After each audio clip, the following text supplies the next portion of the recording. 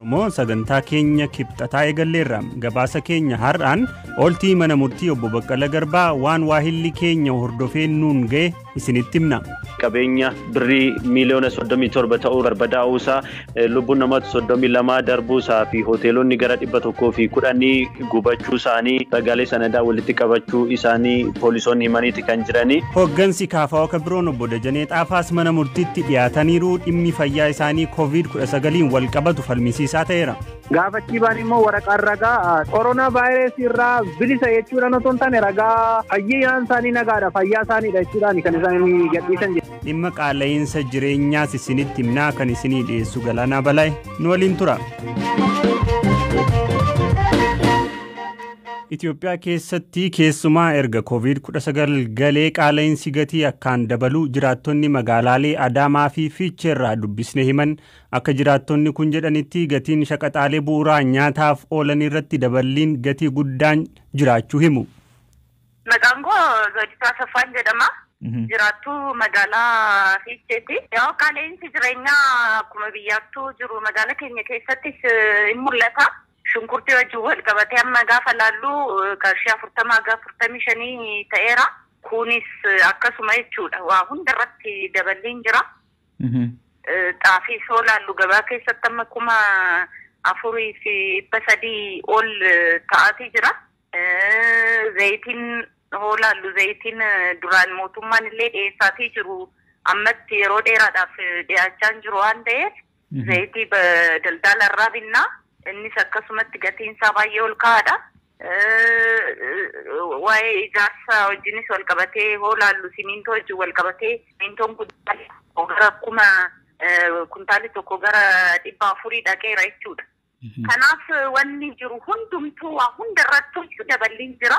Yeroo ammaatti namni bitatee jiraachuu danda'u jira. Garuu immoo hojjetaa mootummaa ta'ee mindaansaa baay'ee gadaanaa kan ta'e maatii baay'ee kan qabu rakkachaa jira jechuudha. Kanaaf qaala'insi jireenyaa rakkoo guddaadha. Girmaan Kabbadaan jedhama. Kanan jiraattu magaalaa Adaamaati. Meeshaalee qaala'insi baay'eetu jira. Keessattuu gabayaa wantoota jiruuf jireenya namaatiif bu'uuratan kan akka shunkurtii akkasumas timaatima kana dabalatee wantoonni baay'een qaaliidha akka malee naannoo keenyatti suuqiiwwan fayyadamnu keessa wantoonni bitamu gurguramu hundumtuuyyuu qaala'insi ni jira. Gabayaa guuteetiin kan jiru namoota baay'ee yoo gaafatte akkuma jirutti shunkurtiidha timaatima garuu shunkurtii diimaa kana yoo argite gara qarshii 40 kiiloon. Komii jiraattonni kaasan kanaaf deebii kennan hoogganaan biiroo daldalaaf misooma gabaa Oromiyaa obbo Dheengee Boruu qaala'insi gatii wantoota nyaataaf oolan irratti mul'achuun dhugaa ta'uu amananii mootummaan rakkoo kana furuuf hojiitti jiraa jedhan. Influensiin qaala'insi jireenyaa hin jiramoo hin jiruu jedhamee biyya keessatti gaafatamu waan haaraa miti hin jira rakkoodha. Mootummaan meeshaalee bu'uuraa 3 zayitii sukkaaraa fi zayita doolarii hin qabnerraa uummata qalleessaatiif gadaana ta'e dhaqqabsuuf jedhee jiyaan wanni inni kennuuf karoorsi jira sun fedhii jiru waliin kan waliin waan ta'eef rakkoon kun bu'uuraan kan jiru waan ta'eef warri koronaaf jedhee uummata irratti gati dabalu dhaabbilee daldala 37 ol isaan irratti tarkaanfii ji'oota 3-4 dabran fudhatee irraa jechuudha. Furmaatitti kennuun hojii reeguleeshinii qofaan hojii adabuu qofaan waan hin sirroofneef mootummaan rakkoo kan furuudhaaf meeshaalee bu'uuraa 4 taaksii dalatti gibiraa dalatti biyya keessatti akka isaan galan eeyyamee jira jechuudha torbaan lamaan gana. Sokkaara, zayita, aannan, qamadii, ruuz kanneen hundayyuu warri galchuu danda'u yoo biyya keessatti galche rakkoon dhiyeessiif gatii kun akka hin jiraan mootummaan murteesseetti deemaa jira jechuudha.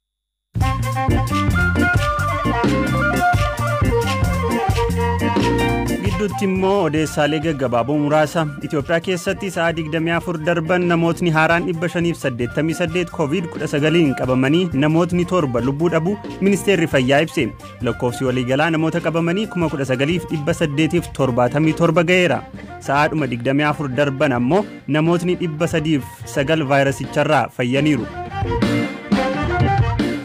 Dho'iinsi guddaan Libaanos magaalaa Beeruut mudate maaltu dho'iinsicha uume ka jedhu haga ammaatti beekamuu baatus viidiyoon maxxanfame lafa bal'aa irratti gamoowwan akka malee barbadaa'u agarsiisa. Dho'iinsi kun dhaddacha ajjechaa ministeera muummee biyyatti Raafiq Hariirii irratti bara 2005 raawwate jimaata gaggeeffamu dursuun raawwatame. Xiyyaarri mootummoota gamtoomanii tokko wayita qubachuuf jedhutti balaa mudateen hojjettooti dhaabbatichaa dabalatee namoonni 11 miidhaaf saaxilamuun dhagahame. Balaan kun ka qaqqabe Maalii keessatti?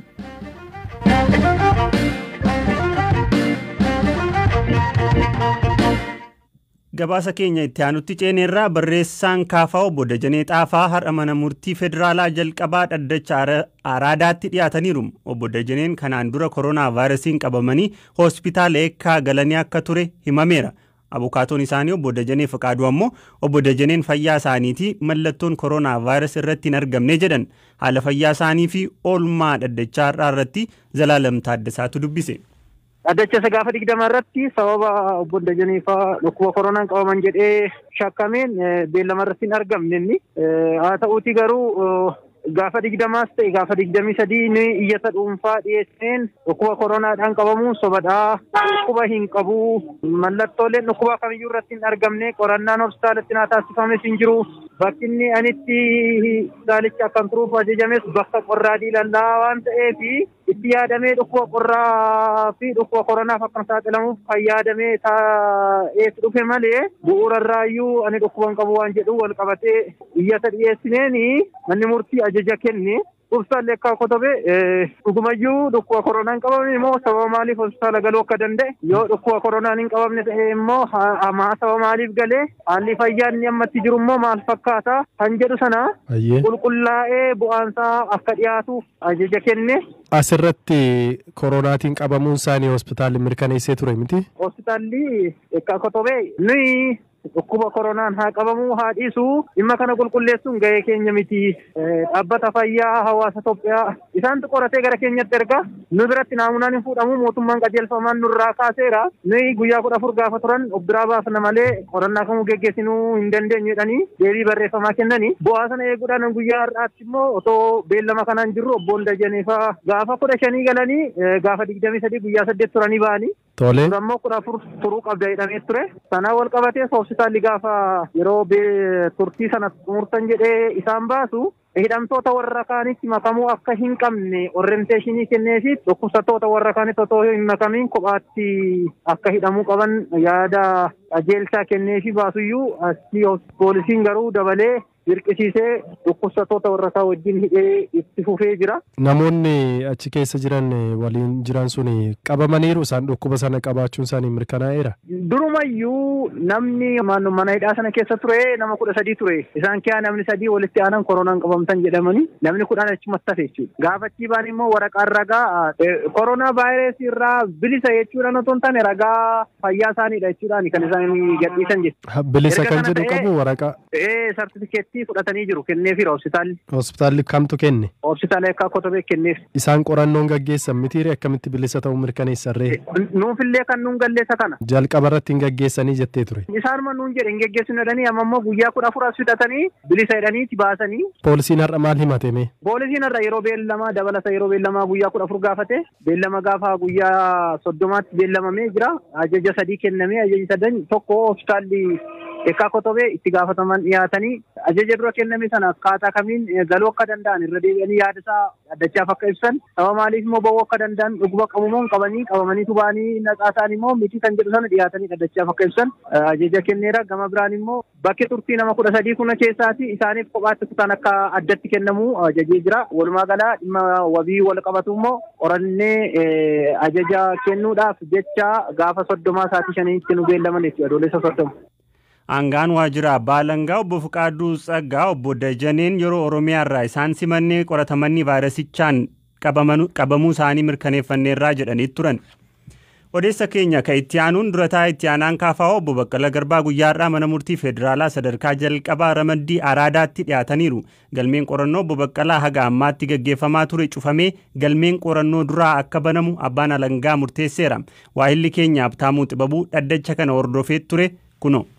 Baay'ee galatoomii Galaanaa obbo Baqqalaa Garbaa guyyaa har'aa mana murtii federaalaa sadarkaa jalqabaa dhaddacha ramaddii araadaatti dhiyaataniiti kan turanii beellama guyyaa har'aatiin qorattoonni poolisii federaalaa hojiilee guyyoota 8 darban keessatti hojjetaa turan hojiilee qorannoo isaanii dhiyeessaniiti kan jiranii haaluma kanaan hokkara magaalaa Finfinnee fi naannoo ishee akkasumas magaalaa Shaashamanneetti uumamee tureen damee geejjibaa wajjin wal qabatee qabeenya birrii miliyoona 37 ta'uu barbadaa'uusaa ministeera geejjibaa irraa ragaa sanadaa walitti qabneerra jechuudhaan qorattoonni poolisii maniiti kan isaan jiranii kana malees immoo hokkara ka'een lubbuun namoota 32 darbuusaa fi hoteelonni gara 110 gubachuu isaanii manneen jireenyaa 239 gubachuu isaanii fi akkasumas qabeenyawwan biroo irratti miidhaawwan qaqqabanis ragaalee sanadaa walitti qabachuu isaanii poolisoonni himaniiti kan jiranii abbootiin warraa 1,100 ol ta'anis buqqa'uu isaaniiti kan dubbatanii qorattoonni poolisii ragaalee namoota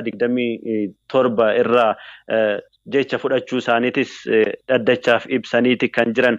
Amma qabeenyi barbadaa'ee maallaqaan tilmaamame lubbuun namaa darbe kuni kallattiidhaan sababa obbo Baqqalaa Garbaatiin kan gahe jedhamee dhiyaate. Eeyyan qorattoonni poolisii federaalaa akka ibsanitti isaan wajjin waan hidhata qabu akka ta'edha kan isaan dubbatanii haa ta'u malee abukaatuuwwan obbo Baqqalaa Garbaa ragaalee keessattuu bilbila isaanii wajjin wal qabatee ergaawwan akkanaa dabarsuu isaaniitii fi yakkoota kunneen keessatti hirmaachuu isaaniitiif qaamaanis ta'e yookaan immoo gama biraatiin hirmaachuu isaaniitiif ragaan agarsiisu poolisiin waan dhiyeesse hin qabu jechuudhaan abukaatuuwwan obbo Baqqalaa Garbaa dhaddacha irratti dubbataniiti kan isaan jiranii gama biraatiin poolisiin egaa ragaawwan kunneen waan hin arganneef maamilli keenya wabiidhaan akka bahu yaa taasifamu jechuudhaan gaafataniiti kan isaan jiranii. Wanna abukaatoonni obbo Baqqalaa dubbataniin alatti obbo Baqqalaan wal dhaddacha sana irratti wanti gaafatan yookaan wanti dubbatan ture. Eeyyan Galaanaa obbo Baqqalaa Garbaan ani hoogganaa siyaasaati malee nama raayyaa bobbaasuu danda'u miti jechuudhaan kan isaan dubbatanii wanti amma adeemaa jiru kunis keessattuu mootummaan kun morkattoota siyaasaa irratti dhiibbaa gochuudhaaf wanta raawwatamaa jiru akka ta'edha kan isaan dubbatanii dabalataan immoo yakki ittiin shakkaman mirga wabii kan isaan dhorkisiisu akka hin taane himuudhaan mirgi wabii isaanii eeggamee fi akka bahanis mana murtichaa gaafatanii jiru. Dhaddacha kanarratti ka dhageenye galmeen qorannoo kana dura banamee ture cufamee galmee haaraan akka kan qorannoo akka banamuudha. Mee waa'ee isaa wanna ture natti himi. Eeyyan Galaanaa abbaan alangaa fi poolisiin galmeen beellama yeroo qorannoo kanaan dura poolisiin qorannoo itti taasisaa ture akka cufamu mana murtichaa gaafataniiru dabalataan immoo galmeen qorannoo dura banamuusaa abbaan alangaa fi poolisiin mana murtichaa beeksisaniiru dhimmi obbo Baqqalaa Garbaas gara dhaddacha qorannoo duraatti akka dabarfamuuf yookaan immoo akka ergamuuf mana murtichaa gaafataniiti kan isaan jiranii dhimma kanarratti abukaatoo obbo Baqqalaa Garbaa kan ta'an obbo Gammachuu Guutamaa haasofsiiseen jira yaada isaanii dhageenya. Galmeen preliminary inquiry jedhamu kun seera sirna adabbii akkamaarra jira achirraa ka'aniiti diteeliin isaa yookaan tarreen galmee sanii maal fakkaata ka jedhu har'a jechumaan dhageenya malee maal akka fakkaatu keessa isaan beeknu gama keenyan kan ka'e maali galmee yeroo beellamaati irratti ragaa sassaabnaa jecha ragaa fuunaa jecha ragaa fuudhaa akka ture poolisiin ibsaa ture kanaafuu egaa kana godhanii booda immoo amma galmeen kun cufamee preliminary inquiry deemuun dhimmicha harkifachiisuu fida waan ta'eef dhimmi kun akkamitti ilaalama kan jedhu galmee sana irratti dhiyaannee haala galmee sanii ilaallee mormiin kan dhiyaatu ta'a. Gama biraatiin abbaan alangaa dhimma mirga wabii obbo Baqqalaa Garbaa akkasumas immoo abukaatoowwan isaanii kaasan irrattis yaada kennaniiru keessattuu yakki isaan ittiin shakkaman kan lubbuun namaatti darbe waan ta'eef mirgi wabii isaanii eeggamuu fi hin qabu jechuudhaan abbaan alangaa dhaddacha irratti dubbateeti kan inni jiru. Manni murtichaas yaadawwan garee lamaanii erga dhaggeeffate booda keessattuu gaafii mirga wabii obbo Baqqalaa Garbaa fi abukaatoowwan isaanii irratti murtee kennuudhaaf yookaan ajaja kennuudhaaf adoolessa 30tti beellama qabateeti kan inni jiru. Habtaamuu Xababuu Finfinnee irraa gabaasa nuun geesseef hedduun si galateeffadha. Nagaan turi. Galatoomi Galaanaa. Xumurreerraa nagaan turaa isinis.